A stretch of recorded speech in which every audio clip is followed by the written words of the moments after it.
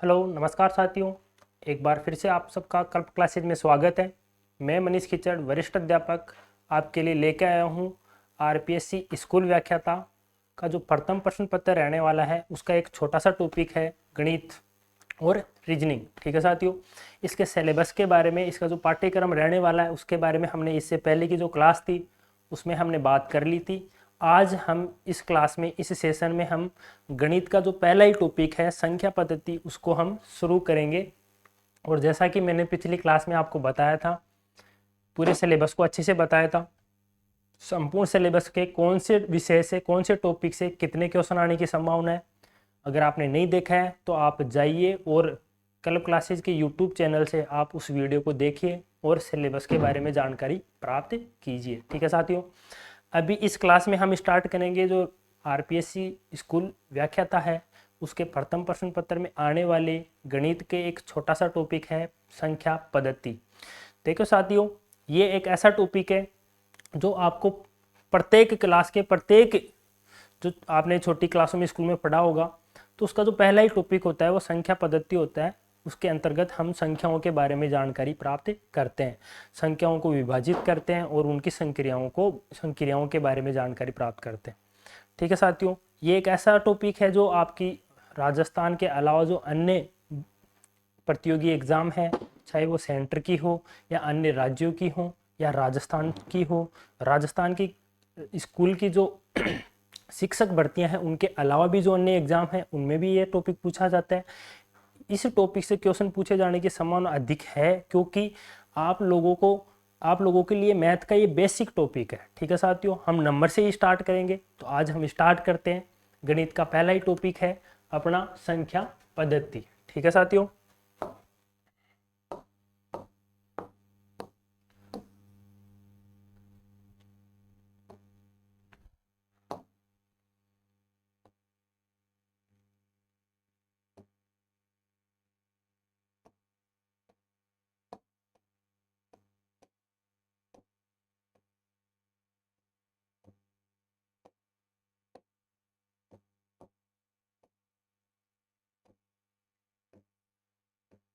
जैसा कि मैंने आपको, जब सिलेबस के बारे में हमने डिस्कशन किया था तब मैंने बताया था संख्या पद्धति से एक न क्वेश्चन आने की संभावना है। बहुत छोटा सा टॉपिक है, लगभग 1.5 से 2 घंटे का एक छोटा सा टॉपिक है। इस टॉपिक में हम, इस क्लास में हम जो इनकी संख्याओं के बारे में बात करेंगे, इन संख्याओं के जो विभाजन है उनके बारे में बात करेंगे। उसके अलावा जो अगली अपनी क्लास होगी उस क्लास में हम जो पूर्वी एग्जाम है स्कूल व्याख्याता और सेकंड ग्रेड, उनके अंतर्गत इस विषय से, इस टॉपिक से जो क्वेश्चन पूछे गए हैं उनके बारे में हम चर्चा करेंगे, बात करेंगे और कुछ अभ्यास प्रश्न होंगे वो हम हल करने का प्रयास करेंगे। मुझे यकीन है साथियों आप वो क्वेश्चन आराम से कर लोगे, लेकिन उससे पहले आप पूर्व ज्ञान आपका है उसके साथ जोड़ते हुए इस क्लास को बहुत ध्यान से देखना है और समझने का प्रयास करना है। ज़्यादा हार्ड नहीं है। कुछ विद्यार्थी ऐसे होते हैं जो केवल गणित का नाम सुनकर ही उससे दूर भागने लगते हैं, वो बोलते हैं कि हमें ये सब्जेक्ट बहुत हार्ड लगता है। ऐसा नहीं है साथियों, आप अदर सब्जेक्ट पढ़ते हो उसी के समान ये सब्जेक्ट भी है, बल्कि जो आप अदर सब्जेक्ट पढ़ते हो वो आप किसी क्षेत्र विशेष के लेकर पढ़ते हो, जबकि गणित जो विषय है, जो टॉपिक है जो गणित के, वो यूनिवर्सल होते हैं, पर संपूर्ण संसार में एक समान होते हैं। तो ठीक है साथियों, अब हम स्टार्ट करते हैं संख्या पद्धति। सबसे पहले साथियों हम संख्याओं को विभाजित करते हैं। जो संख्याओं के, हम जब बचपन से जो संख्याएं पढ़ते आए हैं वो हमने जो स्कूल, पहली बार जब बच्चा स्कूल जाता है तो स्कूल में जाके सबसे पहले यही चीज़ सीखते हैं 1 2 3 4। ठीक है साथियों, हिंदी में बात करें तो 1 2 3 4 5। ठीक है, तो इन सभी नंबर्स को, इन सभी संख्याओं को सबसे पहले हम डिवाइड कर दें और फिर इन सभी प्रकार, संख्याओं के प्रकार को हम एक एक करके पढ़ेंगे। ठीक है साथियों, जो अपनी संख्या होती है, डिजिट्स होते हैं, उनको हम डिवाइड करेंगे। सबसे पहले इन संख्याओं को दो भागों में डिवाइड किया गया है। ठीक है साथियों, एक है वास्तविक संख्या,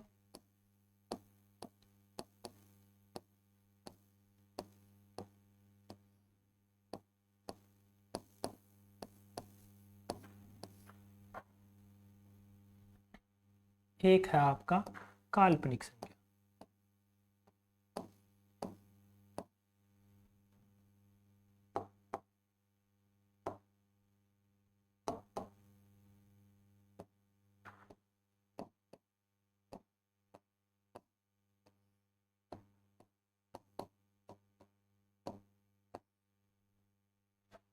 इनको मैं एक बार आपको इंग्लिश में भी बता देता हूँ साथियों।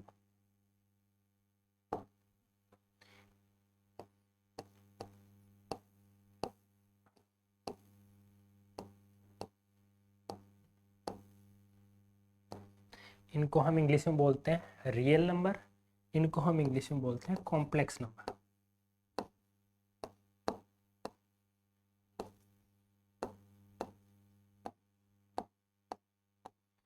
ये आपका कॉम्प्लेक्स नंबर है वो आपके एग्जाम की दृष्टि से बिल्कुल महत्वपूर्ण नहीं है, और ना ही आपके जो सिलेबस है उसमें इसके बारे में मेंशन किया हुआ है। वैसे एग्जाम्पल के रूप में मैं एक बार छोटा सा बता देता हूँ इसके बारे में। कॉम्प्लेक्स नंबर वो होते हैं जब हम अंडर रूट में ऋणात्मक संख्याओं को पढ़ते हैं। ठीक है साथियों, तो ये सभी संख्या आपकी हो गई कॉम्प्लेक्स नंबर, या फिर इन संख्याओं को हम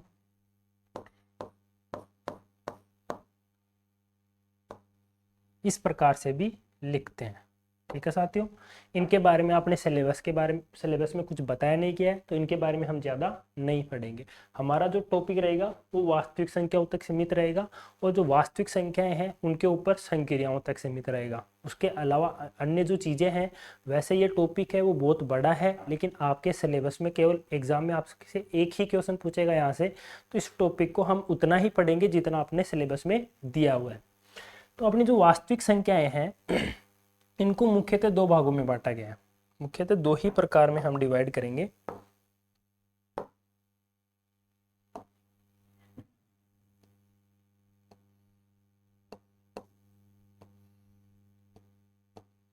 एक अपना होगा परिमेय संख्या,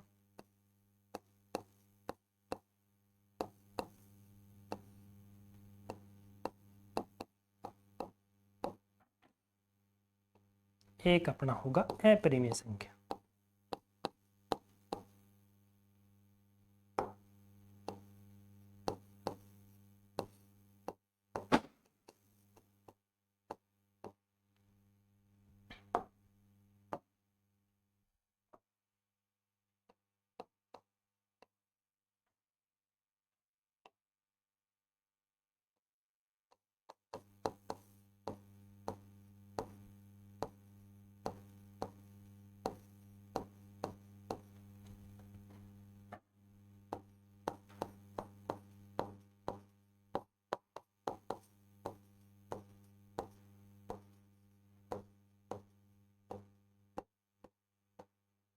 ठीक है साथियों, वास्तविक संख्याओं को हम दो भागों में डिवाइड करते हैं। एक होता है अपना परिमेय संख्या, एक होता है अपना अपरिमेय संख्या। परिमेय संख्याएं वो संख्याएं होती है जिन संख्याओं को हम p/q के रूप में लिख पाते हैं। छोटी क्लासों में आपने देखा होगा जो भिन्न संख्याएं होती है, जो बट्टे में संख्याएं लिखी जाती है, उन्हीं सभी संख्याओं को हम क्या बोलते हैं, परिमेय संख्या। इन परिमेय संख्याओं के अलावा जो अपनी वास्तविक संख्याएं हैं, वो जितनी भी संख्याएं शेष रह गई, बाकी रह गई, वो सभी आती है अपनी अपरिमेय संख्याओं में। ठीक है साथियों, अब जो परिमेय संख्या है इनके अंतर्गत कौन कौन सी संख्याएं शामिल होती है उनके बारे में हम एक बार चर्चा कर लेते हैं। जो परिमेय संख्याएं होती है उनके अंतर्गत शामिल जो संख्याएं हैं वो एक तो आपके हैं पूर्णांक संख्या।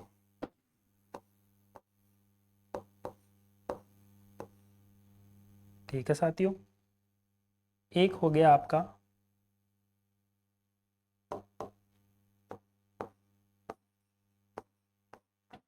पूर्ण संख्या।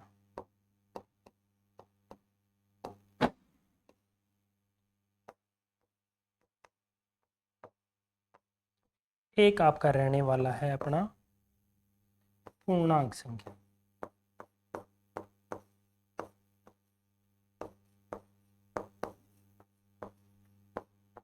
इन चीज़ों को याद करने की बिल्कुल भी ज़रूरत नहीं है। जब हम इनके एग्जाम्पल के बारे में और आगे इनके बारे में पढ़ेंगे तो ये बहुत इजीली आपके लिए कवर हो जाएंगे। पूर्णांक संख्या को हम इंग्लिश में बोलते हैं इंटीजर नंबर्स।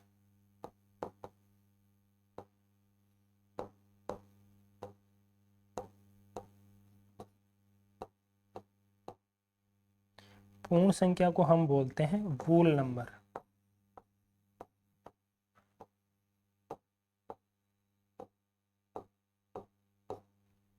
और अपनी पूर्णांक संख्याओं को हम बोलते हैं, साथियों यहाँ पे पूर्णांक दो बार आ गया,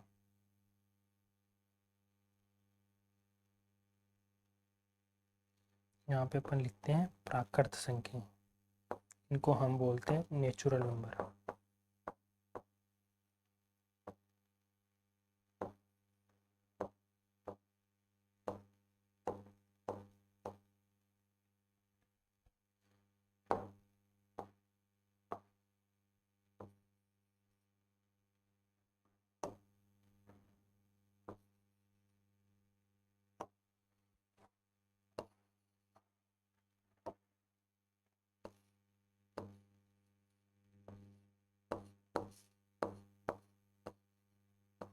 प्राकृत संख्या, ठीक है साथियों। अब हम वन बाय वन प्रत्येक संख्या के बारे में पढ़ेंगे, कौन सी संख्याओं की क्या विशेषताएं होती है और उनके क्या गुणधर्म होते हैं, ठीक है साथियों। बहुत बार एग्जाम से आपके इनके गुणधर्मों से ही डायरेक्ट क्वेश्चन पूछा जाता है, तो हम उनको स्टार्ट करते हैं। अपना पहला ही हम स्टार्ट करते हैं अपना प्राकृत संख्या।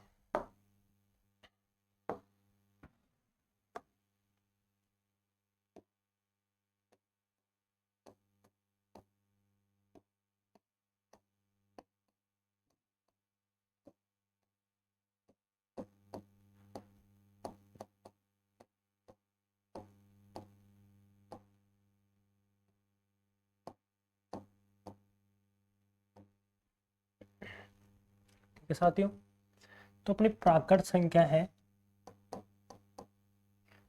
हम बचपन में जब हम पहली बार, एक बार अगर आप लिखना चाहते हो तो यहाँ से एक सारणी बना लीजिए। एक बार आप वीडियो को रोक के लिख सकते हो ये। अब हम अपने टॉपिक पर आते हैं। जो अपनी प्राकृत संख्याएं हैं, जब अपन पहली बार स्कूल जाते हैं, ठीक है साथियों, तो जब हम पहली बार स्कूल जाते हैं तो स्कूल में हम गिनती यहीं से स्टार्ट करते हैं, 1 2 3 4 5, या फिर इंग्लिश का हो, इंग्लिश में हम देखें तो 1 2 3 4 5 6। तो ये सभी संख्याएं हैं वो अपनी कौन सी संख्याएं हैं? प्राकृत संख्याएं हैं। जब हम विद्यालय जाते हैं तो हमें जाने से पूर्व हमारे जो घर पर होते हैं, अपने जो पेरेंट्स होते हैं, अपने जो फैमिली मेंबर होते हैं, वो हमें इन चीज़ों को याद करने का प्रयास इसी प्रकार से करवाते हैं। जैसे मैं आपसे बोलूँ कि बताओ बेटा कितने कबूतर हैं, बताओ बेटा कितनी चेयर है।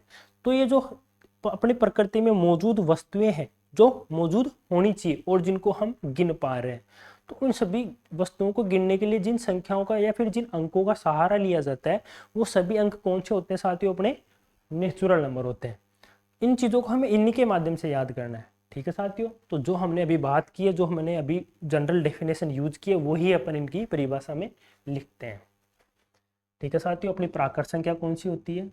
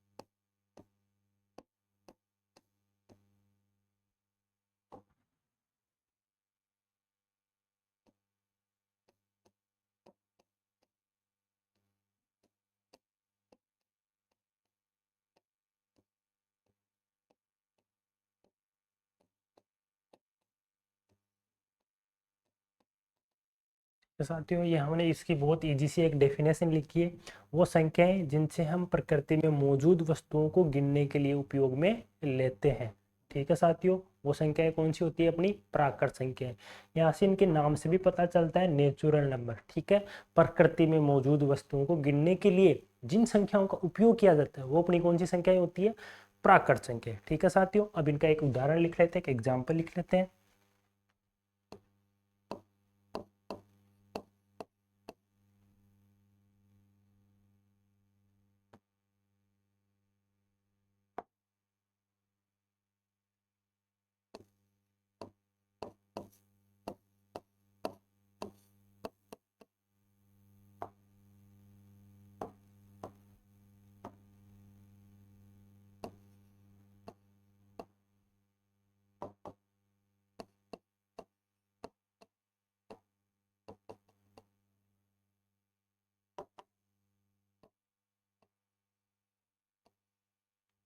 ठीक है साथियों, जैसा कि आप लोग देख पा रहे हो, इनके एग्जाम्पल मैंने लिखा है, ये अपना कोष्टक है। इस कोष्टक में मैंने संख्याएं लिखी है 1 2 3 ऐसे कर कर अनंत तक। ठीक है साथियों, तो यहाँ से आप लोग देख पा रहे हो कि यहाँ पे सबसे छोटी संख्या है वो 1 है, उससे बड़ी संख्या है 2 है, उससे बड़ी संख्या 3 है, उससे बड़ी संख्या 4 है। इस प्रकार से ये संख्या कहाँ तक चलती है? अनंत तक चलती है। तो जैसे जितना हमें दिखाई दे रहा है उसके अनुसार अभी आप ही मेरे क्वेश्चंस का जवाब देना। सबसे छोटी प्राकृत संख्या कौन सी है साथियों? 1 है, बहुत आसान सी चीज है। सबसे बड़ी प्राकृत संख्या कौन सी है? अनंत है। अब अनंत कोई संख्या होती नहीं है साथियों तो हम ये चीज हम डिफाइन ही नहीं कर सकते, पता ही नहीं लगा सकते। सही है साथियों, तो अपनी जो सबसे छोटी प्राकृत संख्या वो कौन सी हो गई? 1 हो गई। एग्जाम में ये क्वेश्चन पूछा जा सकता है, सबसे छोटी प्राकृत संख्या कौन सी होती है? तो आपको बेखौफ अपना आंसर देना है, 1 होती है। ठीक है साथियों, ऐसे ही आपसे एक क्वेश्चन और भी पूछा जा सकता है यहाँ से, कोई भी दो प्राकृत संख्याओं के बीच में कितनी संख्या आती है? अब कोई भी दो प्राकृत संख्या कौन कौन सी हो सकती है? हो सकता है वो संख्या 16 और 17 हो। अब 16 और 17 के बीच में कितनी संख्याएं होती है प्राकृत? कोई संख्या नहीं होती। तो अपना आंसर क्या होगा? अपना उत्तर क्या होगा? शून्य होती है। तो ये बहुत छोटी छोटी चीजें हैं, वो आपसे एग्जाम में पूछे जाने की संभावना होती है। ठीक है, इनके बारे में अपन लिख देते हैं, इनके जो गुणधर्म है वो लिखते हैं।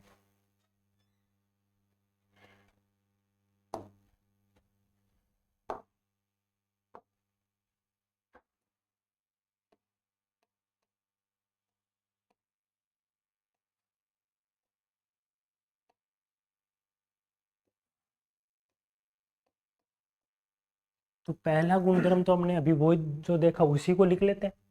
सबसे छोटी प्राकृत संख्या कौन सी होती है? सबसे छोटी प्राकृत संख्या कौन सी होती है?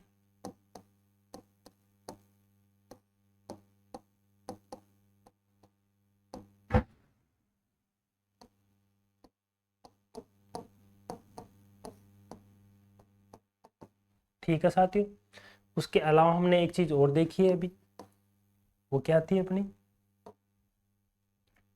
हमने क्या देखा कि कोई भी दो प्राकृत संख्या है उनके मध्य कितनी प्राकृत संख्या आती है साथियों? कोई नहीं आती है, तो शून्य। ये भी हम लिख लेते हैं।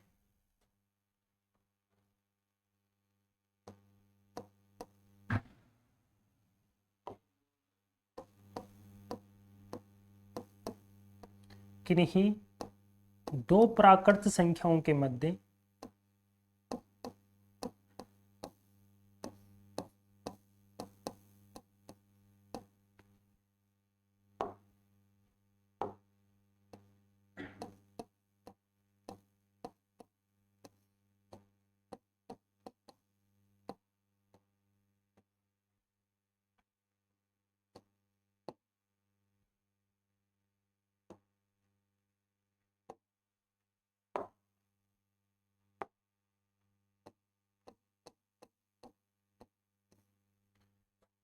किन्हीं दो प्राकृत संख्याओं के मध्य कोई प्राकृत संख्या नहीं होती है।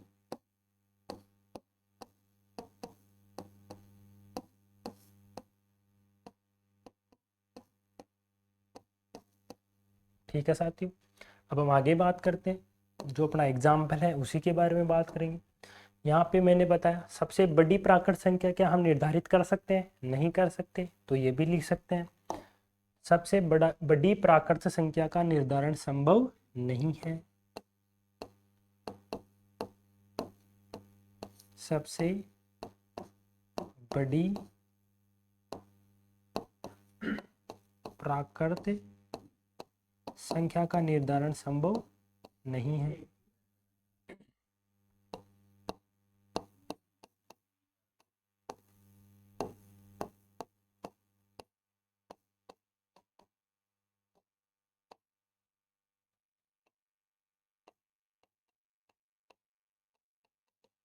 ये हमने भी देखा है क्यों संभव नहीं है, क्योंकि जो सबसे बड़ी प्राकृत संख्या है वो कौन सी होती है, अनंत होती है। और अनंत कौन सी संख्या है इसके बारे में हम पता नहीं लगा सकते। इसका एक छोटा सा एग्जांपल ये भी देख सकते हैं, जैसे आप बड़ी से बड़ी कोई प्राकृत संख्या है वो आप बताओ, और फिर उसके अंदर हम मैं एक जोड़ के बता दूंगा कि ये लो ये तो उससे भी बड़ी संख्या हो गई। तो ये चीज़ है वो इसके विरोधाभास से हम पता लगा सकते हैं कि जितनी भी बड़ी आप कोई संख्या बताओगे मैं उसमें एक जोड़कर उससे बड़ी संख्या बता दूंगा। तो इस प्रकार से हम इसकी जो सबसे बड़ी संख्या है उसका निर्धारण नहीं कर सकते। ठीक है साथियों, इसके बाद में जो इसके गुणधर्म है उसकी हम चर्चा करते हैं। जो इनकी जो एक शब्द आएगा यहाँ पर, एक संवर्तता। ठीक है साथियों, संवर्तता का मतलब होता है कि जैसे मान लेते हैं अपन यहाँ पे कोई एक मेरे पास एक झुंड है, एक समूह है अंकों का, और वो कौन से अंकों का समूह है, प्राकृत संख्याओं का। तो प्राकृत संख्या अपनी कौन सी होती है, 1 2 3 5 8 9 21 67, अपने जो 70 है, अपने 105 है, ये सभी प्राकृत संख्याओं का क्या है, अपना एक समूह है।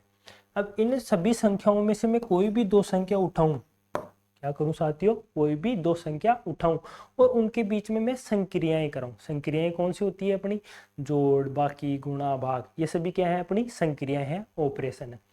और करवाने के पश्चात अगर वो संख्या इन्हीं संख्याओं में से शामिल हो, इन्हीं संख्याओं में से कोई संख्या हो, तो वो क्या होगी, संवर्त होगी, और नहीं हो तो वो कौन सी संख्या होगी, असंवर्त होगी।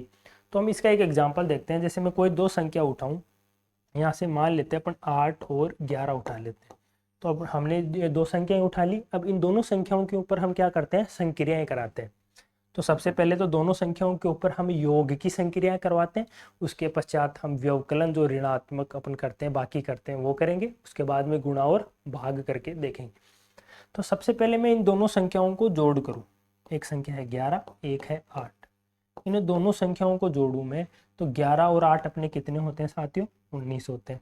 तो 19 स्वयं भी एक प्राकृत संख्या है। क्यों है, क्योंकि जो जितनी भी प्राकृत संख्याएं हैं वो कैसी होती है, एक से लेकर अनंत तक चलती है, 1 2 3 4 5। तो ये सभी संख्याएं वो कैसी हो गई, एक से बड़ी जितनी भी संख्याएं होगी वो कैसी होगी, प्राकृत होगी।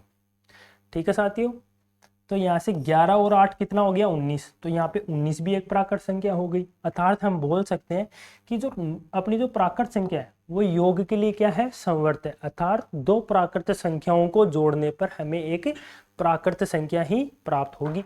तो यहाँ से हम बोल सकते हैं कि ये योग के लिए क्या है, संवर्त है। ओके साथियों, इसी प्रकार से मैं इसका जो व्यवकलन के लिए देखूं, बाकी के लिए देखूं, जैसे मैं 8 में से 11 घटाऊं, ये क्या है, यहाँ पे तो छोटी संख्या में से बड़ी संख्या घटा रहा है। अब मैं बोलूं कि आपके पास 8 रुपए है और मैं बोलूं कि आप मुझे 11 रुपए दो, तो आपके पास कितने रुपए कम पड़ गए, सीधा सा क्वेश्चन है, 3 रुपए कम रह गए। तो यहाँ पे 3 रुपए क्या रह गए, कम रह गए, तो -3 हो गया। तो यहाँ पे जो -3 आया, क्या आया साथियों, -3 आया। तो क्या इन अपने जो झुंड है, अपना जो समूह है प्राकृत संख्याओं का, क्या उसमें -3 संख्या है, नहीं है। अर्थात हम बोल सकते हैं कि व्यवकलन के लिए जो प्राकृत संख्या है वो संवर्ती नहीं है। अर्थात एग्जाम में इस क्वेश्चन को ऐसे भी पूछा जा सकता है कि प्राकृत संख्या में से प्राकृत संख्या घटाने पर किस प्रकार की संख्या प्राप्त हो सकती है।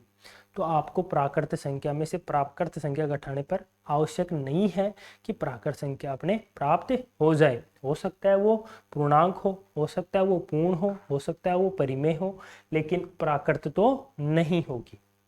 ठीक है साथियों, इसी प्रकार से हो सकता है कि ये हो, मैं बोलूँ कि मैं 11 में से 8 घटाऊंगा, तो 11 में से 8 घटाने पर तो 3 प्राप्त हो जाएंगे, जो कि क्या है, एक प्राकृत संख्या है।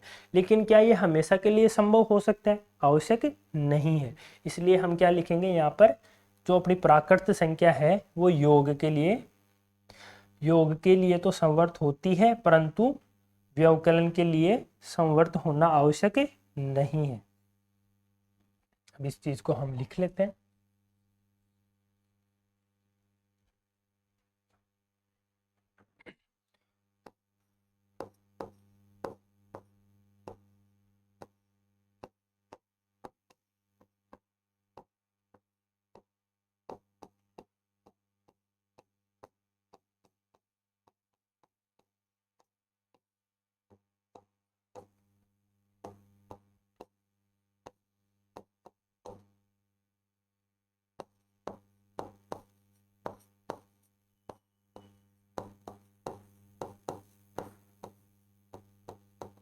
अगर आपको संवर्तक वाला जो वर्ड है, जो शब्द है वो समझ नहीं आए, तो आप यहाँ लिख सकते हो दो प्राकृत संख्याओं को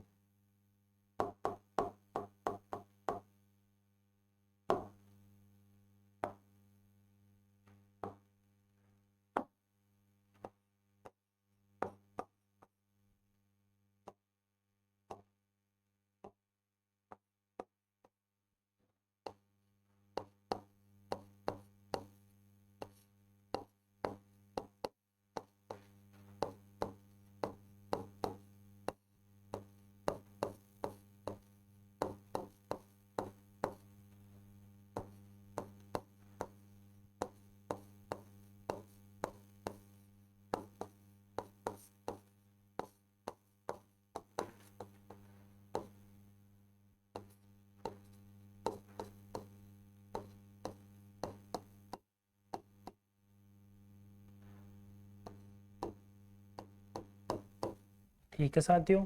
तो आप यहाँ से क्या लिख सकते हो कि कोई भी दो प्राकृत संख्याओं को योग करने पर हमें क्या प्राप्त होगा, एक प्राकृत संख्या प्राप्त होगा। ठीक है, अब हम आगे बढ़ते हैं। एक बार आप इसको लिखना चाहते हो तो आप लिख सकते हो, मैं साइड में हट जाता हूँ, आप अपने वीडियो को पॉज करके देख सकते हो। ठीक है साथियों, अब हम आगे बढ़ते हैं।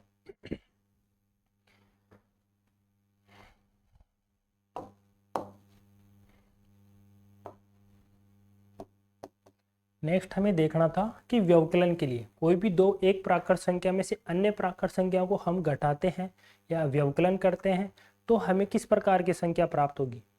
जो प्राप्त होने वाली संख्या है, क्या वो हमेशा प्राकृत होगी या फिर कोई और अन्य संख्या भी होगी। तो जैसा कि हमने अभी थोड़ी समय पहले देखा था,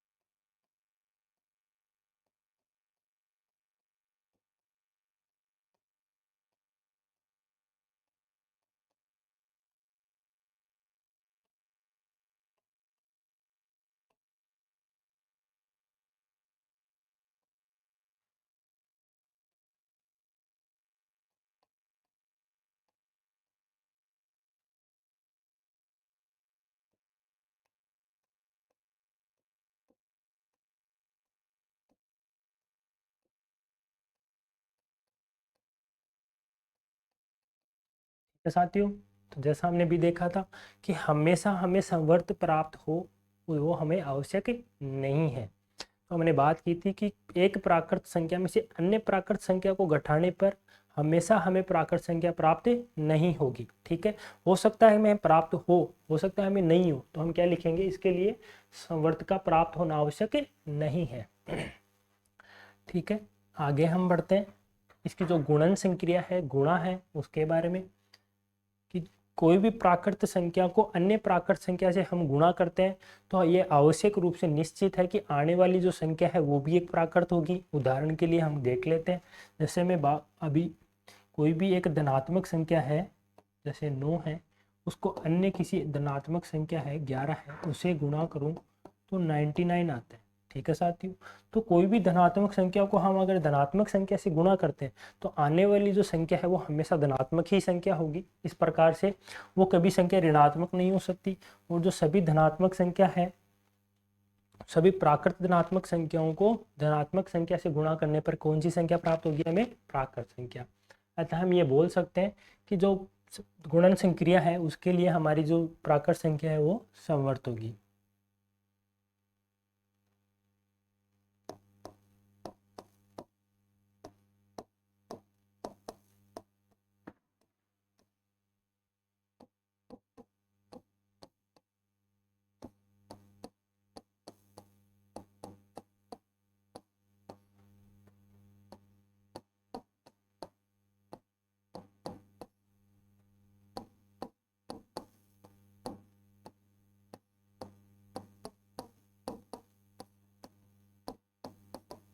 ठीक है साथियों, अब हम आगे बढ़ते हैं।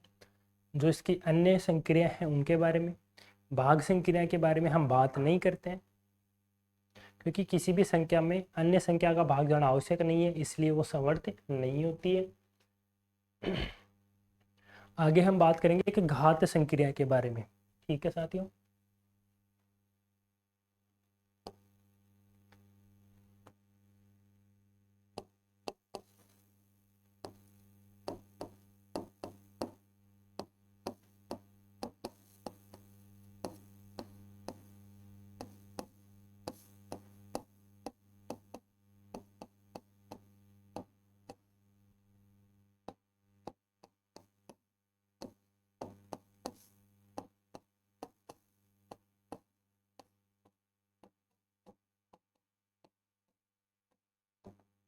ठीक है साथियों, हम बात करते हैं जो घात संक्रिया है वो क्या है।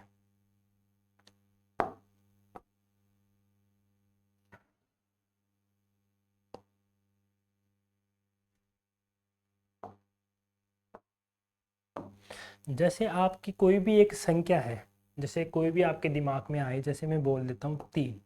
ठीक है साथियों, इसे 3 की कोई संख्या हो, कोई घात हो, जैसे मैं भी आपको बोल दूं कि 3 की घात है 5। इसका मतलब यहाँ पे जो ये संख्या है वो इसको हम इस प्रकार से बोलते हैं 3 की घात 5। जो ये 3 है उसको हम बोलते हैं आधार।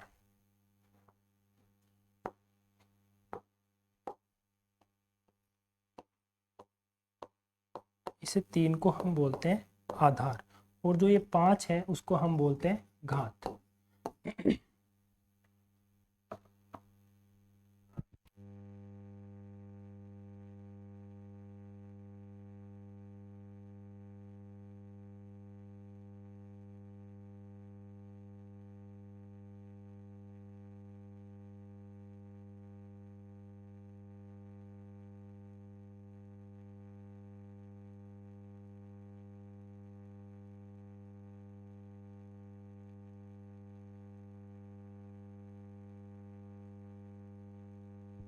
ठीक है साथियों, यहाँ पे जो 3 है उसको हम बोलते हैं आधार, और जो अपना 5 है उसको बोलते हैं हम घात। ठीक है साथियों, इस संख्या को हम किस प्रकार से बोलेंगे, 3 की घात 5। अब हम इसको हल कैसे करते हैं कि यहाँ पे 3 है वो उसकी घात है 5 है, इसका मतलब है कि हम 3 को कितनी बार गुणा करेंगे, स्वयं 3 से वो करेंगे 5 बार। घात कितनी है 5, तो हम 3 को 3 से ही 5 बार गुणा करेंगे। तो यहाँ पे ये 5 हो गए, एक बार देख लो आप।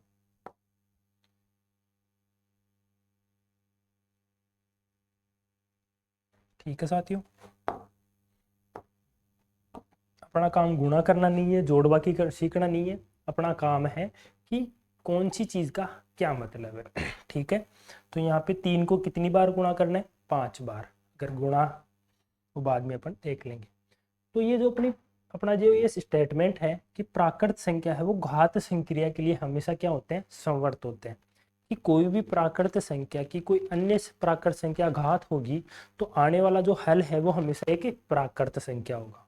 इसका मतलब यही हुआ कि कोई भी धनात्मक संख्या होगी तो उसकी घात भी एक धनात्मक संख्या होगी, उसको हम गुणा करेंगे तो हमेशा एक धनात्मक संख्या ही हमें प्राप्त होगी। तो इस प्रकार से हम बहुत इजीली ये संख्या समझ सकते हैं कि प्राकृत संख्या को अगर घात संक्रिया हम करवाएंगे तो हमेशा एक प्राकृत संख्या ही हमें क्या होगी, प्राप्त होगी। ठीक है साथियों,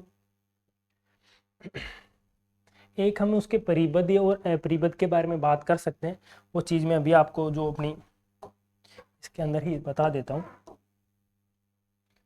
तो यहाँ पे जो सबसे छोटी संख्या है वो 1 से स्टार्ट होती है, और जो सबसे बड़ी संख्या है वो हम निर्धारित नहीं कर सकते। इस प्रकार से हम बोल सकते हैं कि ये संख्या निम्न रूप से निर्धारित, जो अपने नीचे से है, जो सबसे छोटी संख्या है वो हमें मिल गई, अर्थात हम इसको निम्न रूप से परिबद्ध बोल सकते हैं और ऊपरी रूप से अपरिबद्ध बोल सकते हैं। अर्थात नीचे से ये हमेशा बाउंडेड होती है, ऊपर से हमेशा ये अनबाउंडेड होती है, अर्थात अपरिबद्ध होती है, क्योंकि ऊपर से हम इसको रोक नहीं सकते। ये तो बहुत छोटा सा कंसेप्ट था, इसके बारे में हम ज़्यादा बात नहीं करेंगे। ठीक है साथियों, ये हो गई अपनी प्राकृत संख्या, बहुत छोटी सी है, ज़्यादा कुछ है नहीं। हमने इसके बारे में कुछ संख्याओं के बारे में जानकारी प्राप्त की है। एक बार फिर से देख लेते हैं कि प्राकृत संख्या है उसकी जो सबसे छोटी प्राकृत संख्या है वो 1 होती है। प्राकृत कोई भी दो प्राकृत संख्याओं के मध्य कोई भी प्राकृत संख्या नहीं होती है, हमें पता ही है। 1 और 2 के बीच में कोई भी प्राकृत संख्या नहीं आती है। 1 और 2 के बीच में अपना 1.5 आ सकता है, जिसको हम प्राकृत संख्या में शामिल नहीं करते हैं। उसके आगे वाला अपना जो स्टेटमेंट था, सबसे बड़ी प्राकृत संख्या का निर्धारण हम संभव नहीं कर सकते, क्योंकि जो सबसे बड़ी प्राकृत संख्या है वो कौन सी कहाँ पर जाती है, अनंत पर, और अनंत पर हम किसी संख्या को नहीं ढूंढ सकते। आगे अपना स्टेटमेंट था, प्राकृत संख्या योग संक्रिया के लिए क्या होते हैं, संवर्त होते हैं। अब यहाँ पे दो शब्द थे अपना, एक तो संक्रिया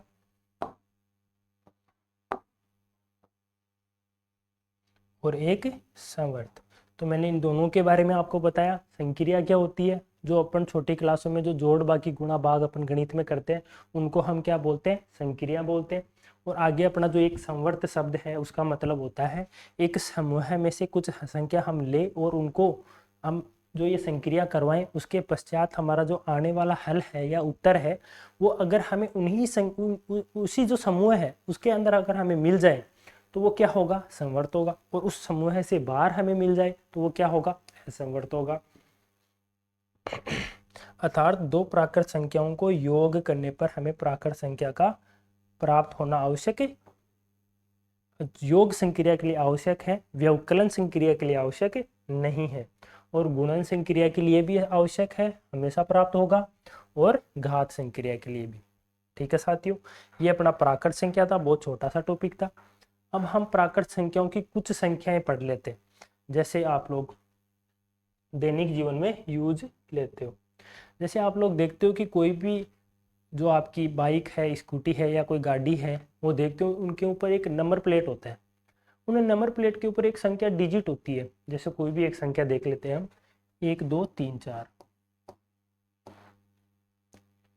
तो यहाँ पे जो ये अंतिम संख्या है, ठीक है साथियों, यहाँ पे जो अंतिम संख्या है अगर वो 0 2 4 6 और 8 में से कोई एक संख्या हो, ये अंतिम संख्या, तो हम उसको बोलेंगे इवन संख्या,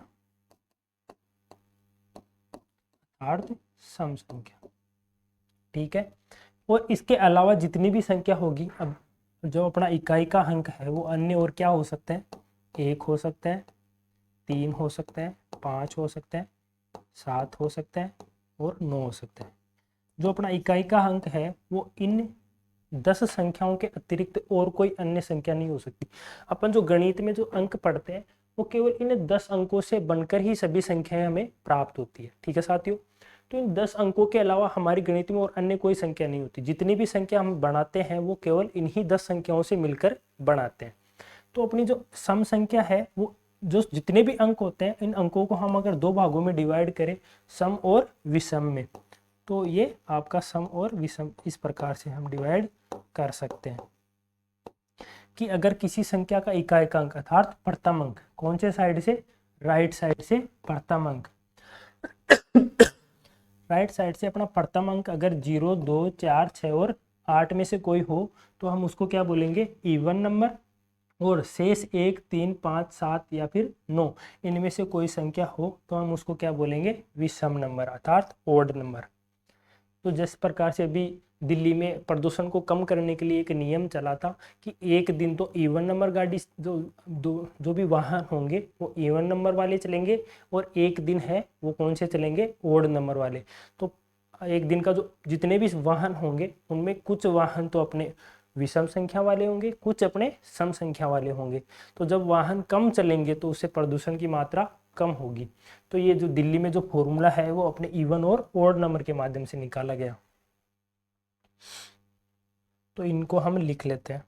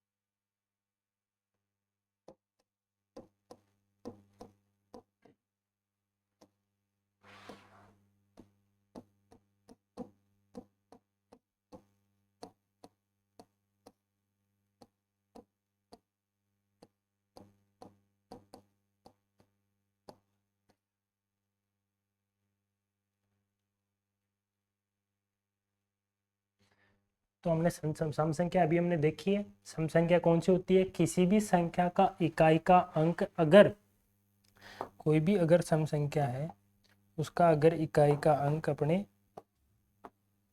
0, 2, 4, 6 और 8 में से कोई हो तो उसको हम क्या बोलेंगे? अपनी सम संख्या।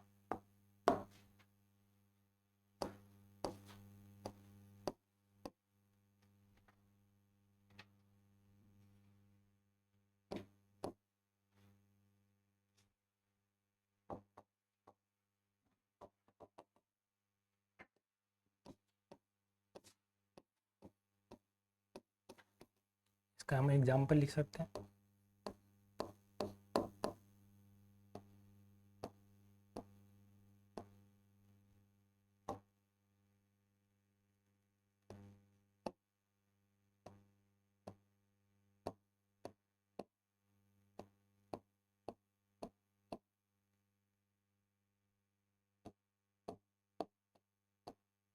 कोई भी संख्या जिनका इकाई का अंक अगर 0, 2, 4, 6 और 8 में से कोई हो तो उसको हम क्या बोलते हैं? सम संख्या। इसी प्रकार से जो अन्य अपनी जो संख्या है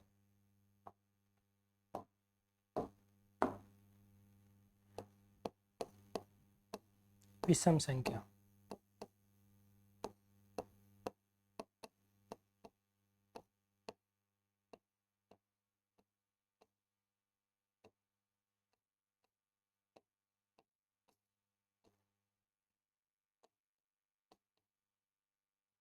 को हम लिख सकते हैं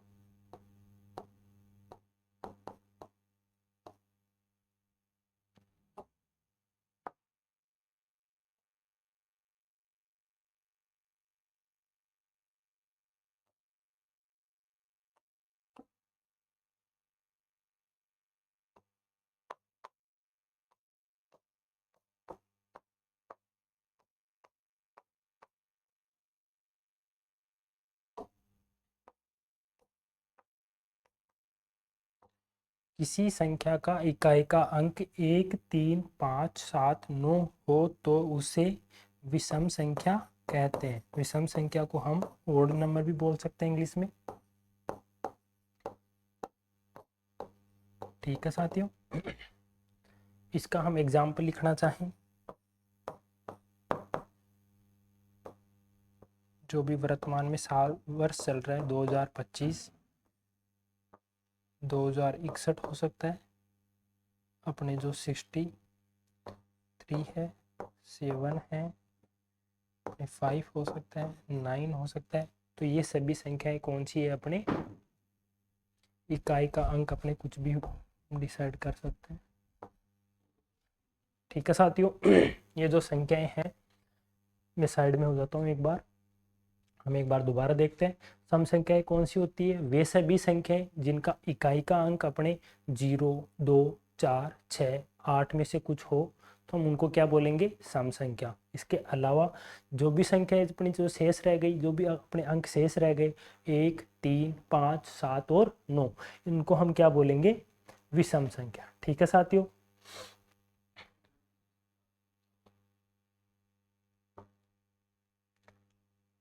इससे आगे हम एक बार और पढ़ लेते हैं थोड़ी सी।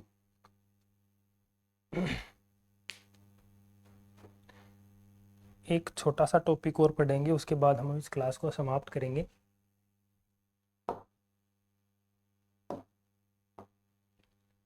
भाज्य संख्या।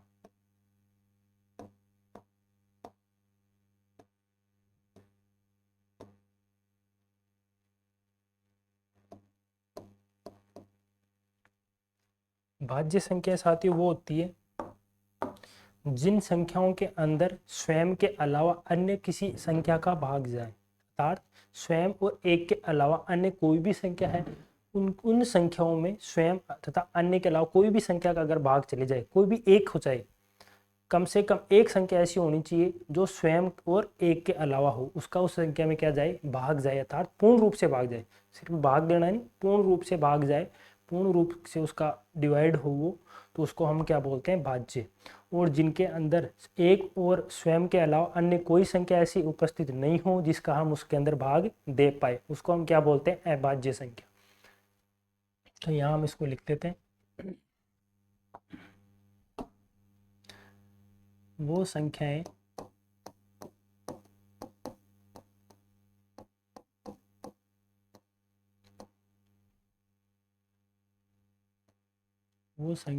जिनमें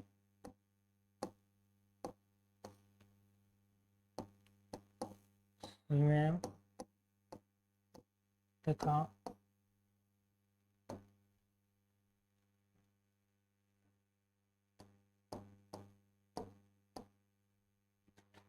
एक के अतिरिक्त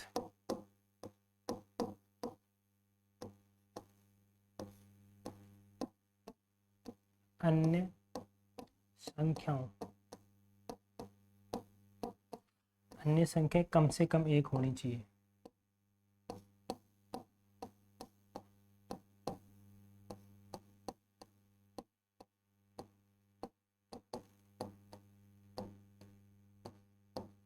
स्वयं तथा एक के अतिरिक्त अन्य संख्याओं से विभाजित हो, पूर्ण रूप से विभाजित हो।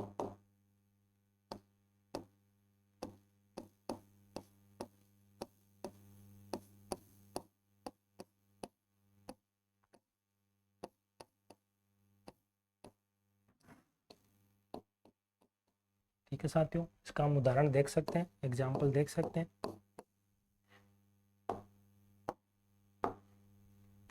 जैसे मैं आपको कोई भी एक संख्या बोलूं, जैसे अपनी संख्या हम बोलते हैं 8। अब जो अपनी 8 है उसमें एक का भाग तो जाएगा ही जाएगा, इसके अलावा जो 8 स्वयं है उसका खुद का भी भाग जाएगा। उसके अलावा इस 8 में हम 2 का भी भाग दे सकते हैं, 4 का भी दे सकते हैं। तो साथियों, तो हम जब इतनी संख्याएं हो सकती है, 1 और 8 के अलावा अगर एक संख्या भी हमें अगर मिल गई तो हम उस संख्या को क्या बोलेंगे, भाज्य संख्या बोलेंगे। ठीक है सर, ठीक है साथियों। तो यहाँ पे अपना जो 8 है वो क्या हो गया, भाज्य हो गया। इसी प्रकार से मैं कोई और बात करूँ, जैसे 6 हो गया। 6 में हम कौन कौन सी संख्या का भाग दे सकते हैं, 1 हो गया, 6 हो गया, ये 2 तो होंगे ही। उसके अलावा अपन 2 का भाग दे सकते हैं, 3 का दे सकते हैं। इसके अलावा जैसे कोई संख्या में बोलूँ 14, 14 में हम किस किस का भाग दे सकते हैं, 1 का दे सकते हैं, 7 का दे सकते हैं और 14 का। तो 1 और 14 का तो भाग जाएगा ही जाएगा। उसके अलावा जो अपना 7 है, एक संख्या हमें मिल गई, अर्थात अपना 14 क्या हो गया, एक भाज्य संख्या हो गया। ठीक है साथियों।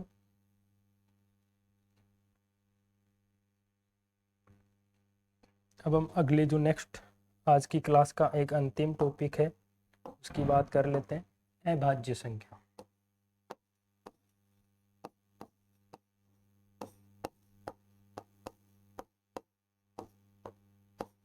जिनको हम इंग्लिश में प्राइम नंबर बोलते हैं, जिनको हम इंग्लिश में प्राइम नंबर बोलते हैं।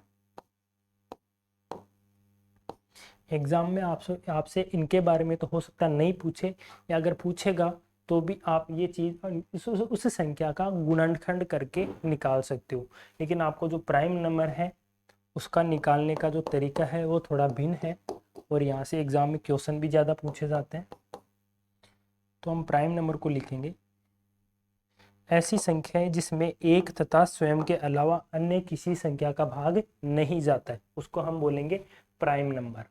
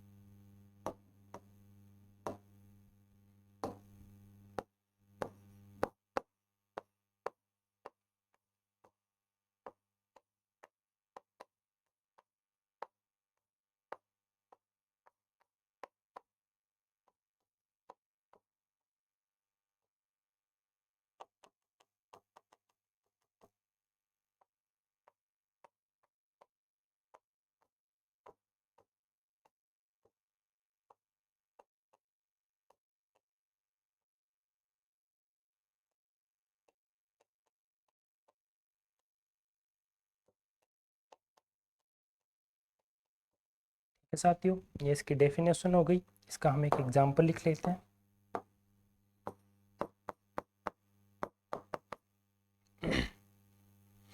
जो सबसे छोटी अभाज्य संख्या है वो अपनी हो गई 2, फिर 3, फिर अपने चलता है 5, फिर 7, फिर 11, 13, 17, 19, 23, इस प्रकार से अपनी जो अभाज्य संख्या है वो आगे चलते जाएगी। ठीक है साथियों, ये अपना जो टॉपिक हो गया, आराम से देखिए। भाज्य संख्याएं कौन सी होती है? वो सभी संख्याएं जिनमें एक तथा स्वयं के अलावा अन्य कोई ऐसी संख्या उपस्थित हो जिसका उस संख्या में पूर्ण रूप से विभाजित हो। उसके अलावा जो अन्य संख्या है आपकी अभाज्य संख्या, वो संख्याएं जिनके बारे में हम बात करते हैं कि एक तथा स्वयं के अलावा अन्य कोई ऐसी संख्या उपस्थित नहीं हो जिसका उस संख्या में भाग जाए। जैसे कि एग्जाम्पल है 2 है, जो सबसे छोटी अभाज्य संख्या है। इनके गुणधर्म है, उनके बारे में भी हम बात करेंगे। एक बार आप इसके स्क्रीनशॉट ले लीजिए।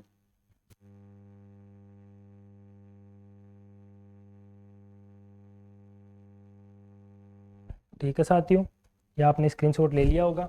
अब हम इस क्लास को यहीं अंत करते हैं। अगली क्लास में हम इन जो भाज्य और अभाज्य संख्याओं के जो उनके गुणधर्म रहने वाले हैं उनके बारे में चर्चा करेंगे। उसके पश्चात हम जो अन्य प्रकार की संख्याएं हैं, पूर्ण संख्या, प्राकृत संख्या, अपनी जो पूर्णांक संख्याएं और परिमेय और अपरिमेय संख्याओं के बारे में चर्चा करेंगे। ठीक है साथियों, इस क्लास को हम यहीं समाप्त करते हैं। बिल्कुल मैथ से आप घबराइए मत, बहुत ईजीली धीरे धीरे हम इसको पूर्ण करने का प्रयास करेंगे। ठीक है साथियों, धन्यवाद।